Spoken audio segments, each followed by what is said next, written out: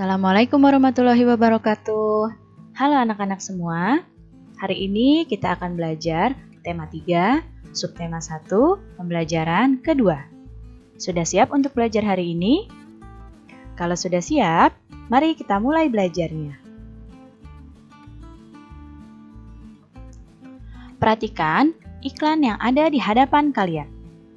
Nah, di hadapan kalian nih ada iklan tentang pentingnya air untuk kita. Nah, berdasarkan iklan ini, kira-kira apa ya kata kunci dari iklan di samping? Ya, kata kuncinya adalah pentingnya air untuk kita. Kemudian, apa tujuannya iklan di samping? Tujuannya adalah menjelaskan dan mengajak orang untuk minum air karena air itu penting bagi tubuh kita.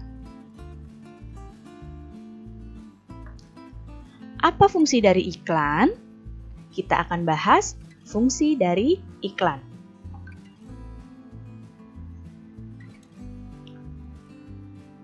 Iklan berfungsi untuk mempromosikan sesuatu, baik itu barang maupun jasa. Ya, jadi iklan untuk mempromosikan barang ataupun jasa. Iklan dibuat menarik dengan menampilkan kata kunci dan gambar yang sesuai dengan isi iklannya. Kalimat dan gambar yang menarik itu menjadi hal yang penting dalam sebuah iklan. Nah, berikut adalah unsur-unsur dari iklan. Yang pertama, ada isi iklan. Isi iklan itu harus sesuai dengan hal yang ingin disampaikan. Kemudian ada sasaran iklan. Sasaran iklan itu adalah kepada siapa iklan itu ditujukan. Untuk siapa iklan tersebut. Kemudian kata kunci. Kata kunci adalah kata yang menjadi tema iklan tersebut. Dan ada maksud gambar. Gambar yang ada pada iklan harus memiliki makna untuk menyampaikan isi dari iklannya. Jadi unsur-unsur iklan ada ini ya, ada isi iklan, sasaran iklan, kata kunci, dan maksud gambar. Kalimat yang digunakan pada iklan merupakan kalimat persuasif. Kalimat persuasif merupakan kalimat yang bersifat mengajak. Ya, kalimat persuasif adalah kalimat yang sifatnya mengajak. Tujuan penggunaan kalimat persuasif yaitu agar masyarakat tertarik dengan pesan yang disampaikan oleh iklan tersebut. Apa saja ciri-ciri kalimat persuasif? Perhatikan. Ciri-ciri kalimat persuasif yaitu sifatnya mengajak.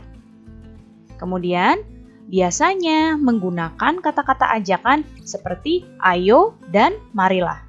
Ya, biasanya di iklan depannya pakai kata-kata ayo atau marilah. Kemudian cirinya kalimat persuasif adalah ditulis secara menarik. Kenapa harus menarik? Karena kalimat persuasif adalah kalimat nanti yang sifatnya untuk mengajak. Dan dapat diberi rima agar orang-orang yang membaca atau mendengar akan selalu mengingatnya. Nah, sekarang perhatikan lagi iklan berikut. Nah, ada gambar sebuah iklan. Coba dilihat baik-baik gambar iklannya dan jawab pertanyaan ini. Apa kata kunci dari iklan ini? Ya, kata kuncinya adalah sarapan sehat. Ya, kemudian bertutur tentang apa iklan di samping? Bertutur tentang apa iklannya? Ya, ajakan sarapan sehat sebelum jam 9. Kemudian, kepada siapa iklan ditujukan? Iklan ini ditujukan kepada seluruh masyarakat. Kemudian, apa makna gambar yang ditampilkan pada iklan di samping? Makna gambarnya adalah mengenai sarapan yang biasanya dimakan saat sarapan pagi. Lihat ya, di sini gambarnya adalah makanan yang biasa dimakan pada sarapan. Karena iklannya adalah iklan untuk mengajak masyarakat sarapan sehat sebelum jam 9.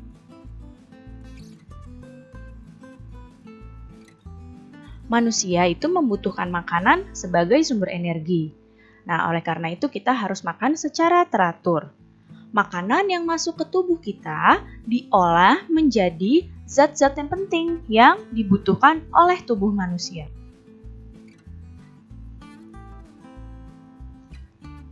Sistem pencernaan pada tubuh manusia itu berfungsi untuk menghancurkan makanan yang masuk ke dalam tubuh. Makanan yang semula dalam bentuk kasar dapat berubah menjadi bentuk yang lebih halus dengan bantuan gigi dan enzim. Ya, ketika kita makan, makanan itu belum halus. Nah, kemudian makanan yang kita makan kita gigit. Nah, di situ makanan akan diolah dari bentuknya kasar, kemudian masuk ke pencernaan, dirubah lagi menjadi bentuk lebih halus. Dengan bantuan apa? Gigi dan enzim. Pencernaan manusia itu dibagi jadi dua jenis. Ada pencernaan mekanis, ada pencernaan kimiawi. Pencernaan mekanis itu pencernaan dengan bantuan alat pencernaan. Ya, mekanis dengan bantuan alat pencernaan. Di mana terjadinya pencernaan mekanis? Terjadinya pencernaan mekanis itu di mulut dan di lambung. Sedangkan pencernaan kimiawi adalah pencernaan yang melibatkan enzim-enzim pencernaan. Ya, pencernaan kimiawi adalah pencernaan yang melibatkan enzim-enzim pencernaan. Di mana saja terjadinya pencernaan kimiawi? Terjadinya di mulut, lambung, dan usus.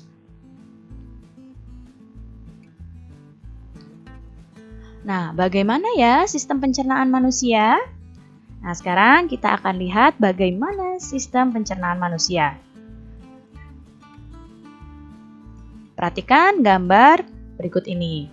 Nah, ini adalah gambar organ pencernaan manusia. Dan nanti kita akan bahas sistem pencernaan manusia. Pertama ada mulut. Di mana mulut? Nah, ini adalah mulut di sini. Kemudian dari mulut, selanjutnya ada kerongkongan. Lihat panahnya. Nah, kerongkongan yang ini. Ya. Perhatikan panahnya, kerongkongan yang ini. Kemudian lambung. Lambung yang ini. Perhatikan panah yang Ibu tunjuk, lambung yang ini. Kemudian usus halus. Usus halus yang ini. Ya, usus halus yang ini. Kemudian usus besar yang ini nih.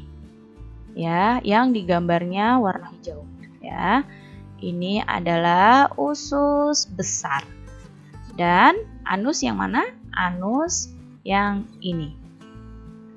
Kita ulangi lagi. Ini pertama mulut. Ya, makanan masuknya lewat mulut. Nah, di sini makanan masuk lewat mulut, dikunyah oleh gigi. Setelah halus, masuk ke kerongkongan. Jadi, kerongkongan ini adalah penghubung antara mulut dengan lambung. Kemudian, setelah melewati kerongkongan, makanan masuk ke lambung. Di sini makanan dicerna lagi. Setelah dari lambung, makanan masuk ke usus halus. Nah, dari usus halus ini makanan diserap sari-sari makanannya. Setelah habis diserap sari-sari makanannya, masuk ke usus besar. Nih yang ini, yang warnanya hijau ini masuk ke usus besar. Usus besar ini adalah untuk menyerap air dan sisa makanan dan kotoran yang sudah tidak diperlukan lagi oleh tubuh keluar melalui anus. Ya. Ini keluar melalui anus di sini. Oke. Nah, berikut adalah urutan sistem pencernaan pada manusia. Perhatikan baik-baik ya. Pertama, makanan masuk melalui mulut. Kemudian, makanan yang masuk itu ditelan dan masuk ke kerongkongan. Ke kerongkongan. Ingat, bukan tenggorokan. Tenggorokan itu adalah untuk bernapas. Kalau untuk pencernaan namanya kerongkongan. Setelah dari kerongkongan, makanan masuk ke lambung. Kemudian di lambung, makanan dicerna dengan bantuan enzim. Setelah dicerna dengan enzim, makanan masuk ke usus halus untuk diserap sari-sari makanannya. Ya, makanan diserap sari-sari makanannya di usus halus. Dari usus halus, makanan menuju usus besar. Di sini makanan yang masuk usus besar itu sudah tidak ada sari-sari makanannya, hanya tinggal air. Di sini di usus besar itu penyerapan air dari makanan ini. Nah, setelah diserap airnya, tinggal sisa-sisa makanannya. Sisa-sisanya akan keluar melalui anus. Jadi pertama mulut, kemudian ke kerongkongan, setelah dari kerongkongan ke lambung, setelah dari lambung ke usus halus, setelah dari usus halus ke usus besar, setelah dari usus besar sisa makanannya keluar melalui anus. Baik anak-anak, cukup sekian ya penjelasan Ibu kali ini. Mudah-mudahan kalian dapat paham dan mengerti. Terima kasih anak-anak semua. Sampai jumpa lagi. Wassalamualaikum warahmatullahi wabarakatuh.